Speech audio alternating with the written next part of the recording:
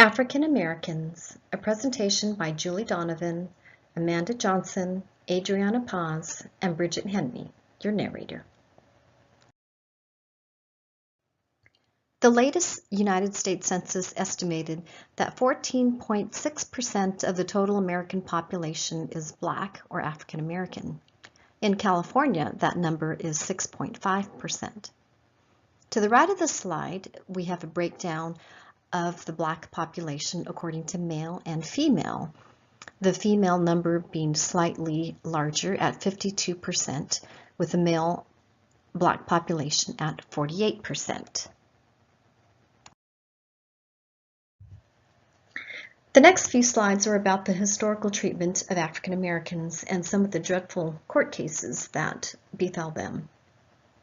In 1850, most American Blacks were living in the South, and about 95% of them were slaves. In 1857, in the Dred Scott case, the Supreme Court declared that African Americans were not citizens and never could be. In 1863, President Lincoln issued the Emancipation Proclamation, which gave all slaves in the Confederate States their freedom, in theory.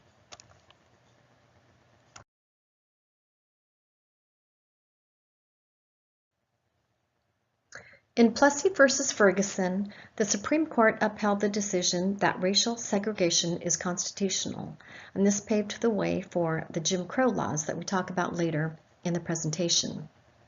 The tide started to turn in 1954 when the Supreme Court in Brown v. Board of Education declared that racial segregation in schools is unconstitutional and that separate is not equal. Then, in 1964, President Johnson signed the Civil Rights Act, and this was the most sweeping civil rights legislation since Reconstruction. The law prohibited discrimination of all kinds based on race, color, religion, or national origin. Most of us are familiar with the contributions to U.S. history by individual African Americans such as Rosa Parks and Martin Luther King, two of whom are mentioned at the end of our presentation. Here we highlight important contributions made by many during significant periods in American history. Many African Americans served in segregated regiments during the Civil War. Many lost their lives. One of the most famous regiments, the 54th, is known for their bravery and sacrifice. The story of the battle was made into the movie Glory. Many of us aren't aware that African Americans helped settle the West. Before the railroads were constructed, African American cowboys were instrumental in driving huge cattle herds north. Many others had usual jobs on the frontier, such as farmers, stagecoach drivers, and teachers. In World War II, 1 million African American soldiers fought in segregated units. They were part of the Allied victory that eventually led to the desegregation of the U.S. military in 1948. The Tuskegee Airmen were the first group of African American pilots in the U.S. military.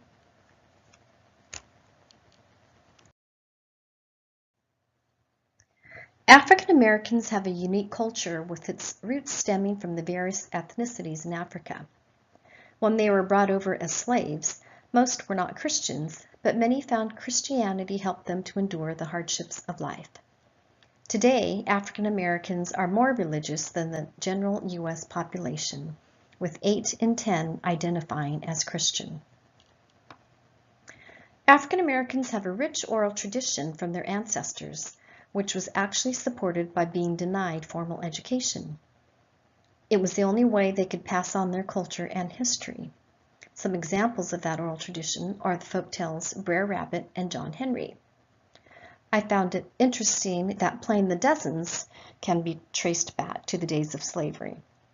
Playing the dozens is when two males usually engage in lighthearted insults, and they go back and forth, insulting each other until the other has no comeback. Back in the days of slavery, it was a crime to engage in any kind of violence for the slaves, and it would have dire consequences. So verbal sparring became the substitute.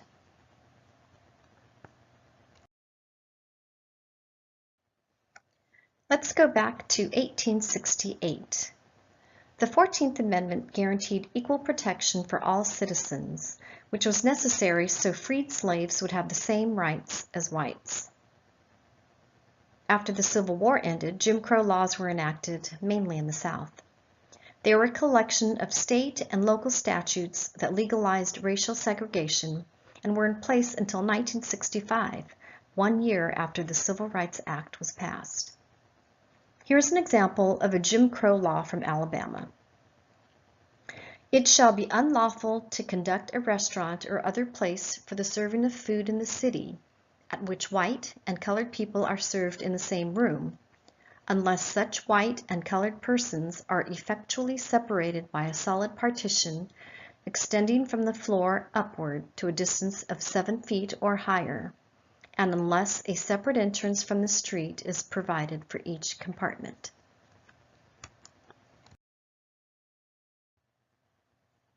Again, like their oral tradition, the music and dance of African Americans today stems from the ethnic groups of their African ancestors. Historically, music was used to pass on history, teach lessons, ease suffering, and relay messages. African Americans have made significant contributions in the area of music. Many African American dances became popular in the mainstream, and today hip-hop is a popular mainstream dance with the younger generation. African American vernacular English is a variety of American English. Africans from groups who spoke different languages were purposely put together by their slave owners to make communicating difficult. Combining the different dialects with English resulted in African American vernacular English.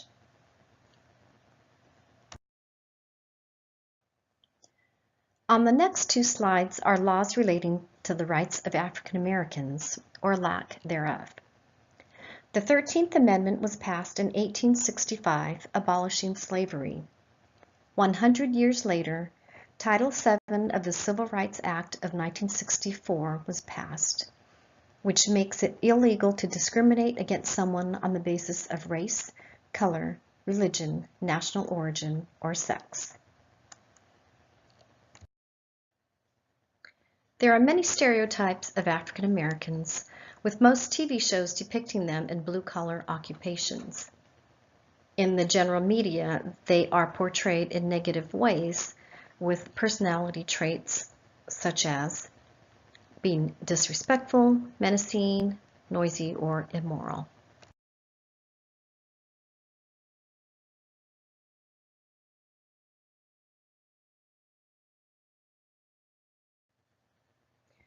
African American students often experience discrimination at school and harsher discipline. They are 3 to 4 times more likely to be suspended than white students. These students are usually associated with low socioeconomic status, and schools with large populations are often located in lower income areas with limited resources. Teachers are often less attentive and have low expectations. African American students have great pride in their culture and tend to have a variety of coping strategies, most likely due to the many challenges they have faced. Racial socialization is significant, leading to positive self-images and a strong sense of individuality for these students. Effective teaching strategies for working with African American students are similar to those for working with other students from culturally diverse populations. It's important that we maintain high expectations. We need to take the time to get to know the students and show them that we care and try to recognize their strengths. It's important to learn about and try to understand their culture and behaviors. It's very important to establish communication and rapport with parents from the very beginning and encourage their regular participation. And lastly, it's important to represent the students' culture in ways that are culturally appropriate in our lessons. A couple of social issues affecting African Americans are very serious and related to each other. The first has to do with mass incarceration. The last U.S. Census shows that African Americans represented 13% of the population. However, they are heavily represented in our American prisons. Studies show that African Americans are more likely to go to prison for drug-related offenses, even though they do not use or sell drugs any more than whites. Studies also show that they are more likely to receive tougher sentences for their crimes. Police brutality has unfortunately always been an issue in the African American community. In the last number of years, a few questionable deaths involving the police have led to a Black Lives Matter movement, bringing the issue to the forefront.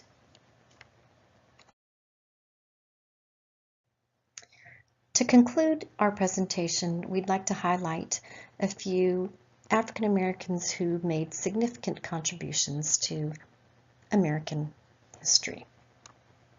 The first is Frederick Douglass. He was born a slave in 1818.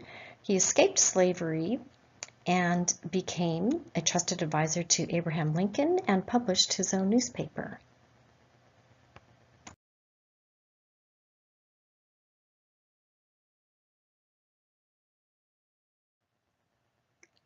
Most of you are familiar with Harriet Tubman.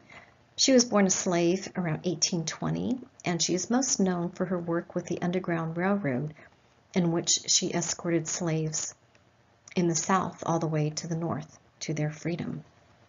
Later, she was active in the women's suffrage movement.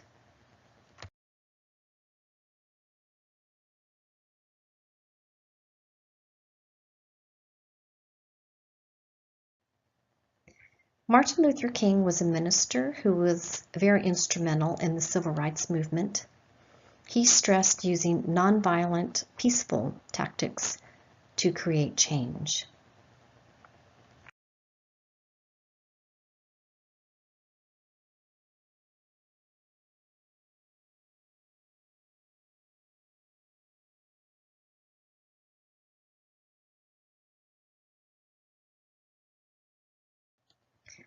Rosa Parks was another pivotal figure in the civil rights movement.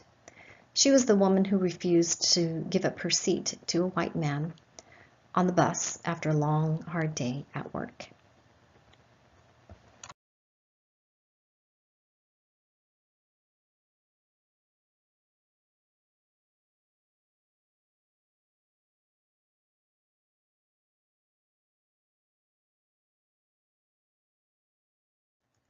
Lastly, we have Barack Obama, who was our first president of African origin. He served 2 terms, was awarded the Nobel Peace Prize, and implemented a healthcare reform package. He stressed the need for Americans to remain united despite difference of political opinion.